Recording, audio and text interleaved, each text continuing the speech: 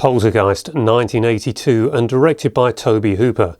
This is another release that people badgered me to take a look at when it was first issued in 2022, but it's another one that I have as a Super 8 scope feature, so I wasn't ready to take a look at it then. However, I have just done so, and it looks so good on Super 8 that it's no surprise to see it looking just as great on 4K UHD disc. Poltergeist had an estimated budget of $10.7 million and it grossed at the worldwide box office $122 million. It has an aspect ratio of 2.40 to 1 approximately and comes with DTS-HD 5.1 sound as the default. Running time is 1 hour and 54 minutes.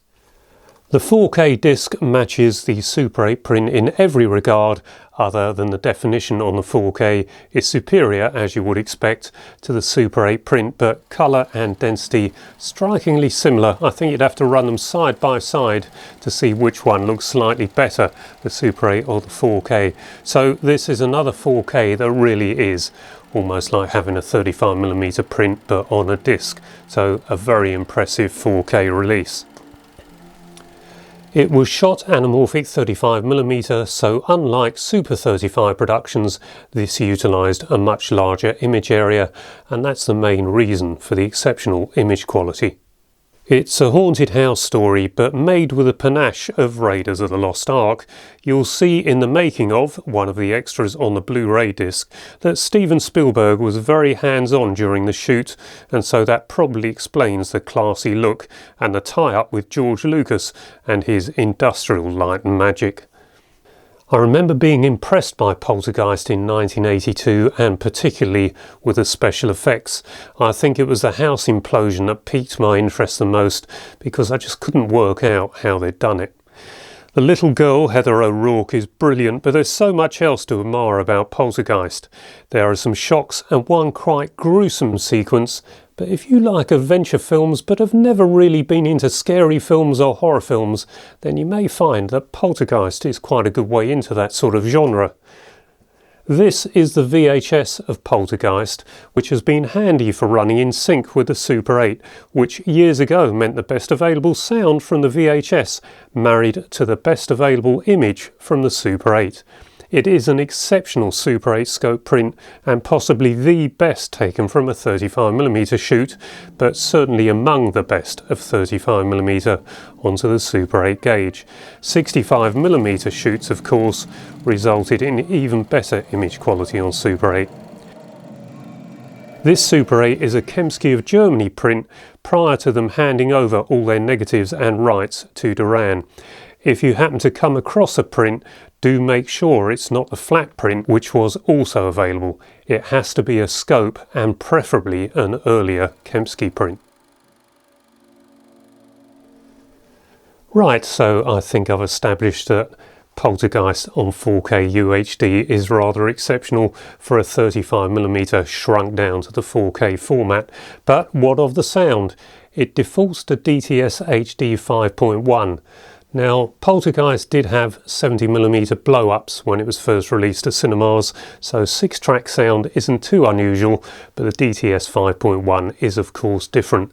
I thought it sounded just as exceptional as the picture in here, and the added bass that the digital sound gives does seem to enhance Poltergeist further. If you want to listen to the original sound, that is on here via a menu option, so you've got all the options you could want for watching Poltergeist, but whichever you choose, I think you're going to be in for a treat with Poltergeist. I expect a lot of people watching this have already got the 4K of Poltergeist, but if you don't and you're now tempted, then I think it's going to be one of those 4K discs you look at and you listen to, you just think it's a wonderful example of the format. I did have a look at the Blu-ray after watching the 4K, and it was surprising how poor this is compared to the 4K, so this must be an older Blu-ray release, maybe with a new menu system, perhaps with a new disc face, and Possibly when it was transferred years ago, the technology wasn't quite right for getting the best out of Blu-ray, I don't know, but for whatever reason it's poor and the colours are wrong, the definition isn't there, and really I wouldn't be surprised if a DVD would give it a run for its money, so not one I'd recommend ordinarily if it was just available as a Blu-ray. Now, in my last video I spoke about my experience of the downturn in image quality at cinemas in the late 90s and into the early 2000s. My last video was Collateral, which was largely shot HD video, and so that's why I got onto that subject. And my experience really was that there was a switch from full frame anamorphic 35mm to Super 35, and that was to facilitate adding CGI much more easily. Well, I asked if anyone out there had any more definite information, and two have come through so far, Kempski and Jesse Christensen, to say the 2K digital intermediate came in. There's a bit of discussion as to which was first. Some say Pleasantville. I've looked it up. Doesn't look like it was the whole film that was done as a 2K DI. But oh brother, where art thou? That was a 2K DI, and it seems that others looked at what had been done with that and thought that's the way forward. Now, if you think about it, when cinema last had a crisis, when television came in, they went to bigger screens, curved screens, and larger film formats. Even CinemaScope, which was anamorphic 35mm, not as good as it is today perhaps, because the lenses have been perfected as far as they can be perfected. But at the time, that was how cinema responded. The film industry responded by going bigger and better.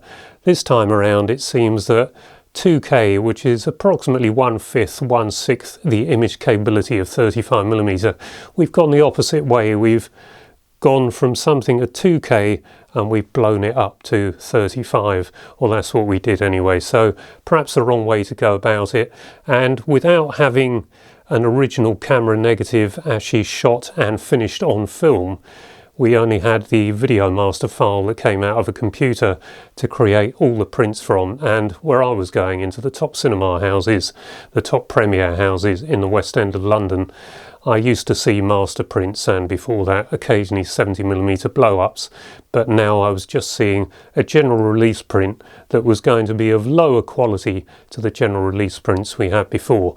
That's my perception of it. It does seem to stand up with what I've been told now, the 2K DI. I should have thought of this myself, but I didn't, and I do thank you, Kempski and Jesse, for coming back and educating me as to what actually went on. So thank you very much for that, and I hope that answers a few questions for some others of you that experienced something similar to I in the late 90s and the early 2000s. Right, I think that brings us to the end, so I hope you enjoyed this video. If you did, please give it a like and perhaps consider subscribing so I'll be encouraged to carry on creating content like this. Until the next video, bye bye for now.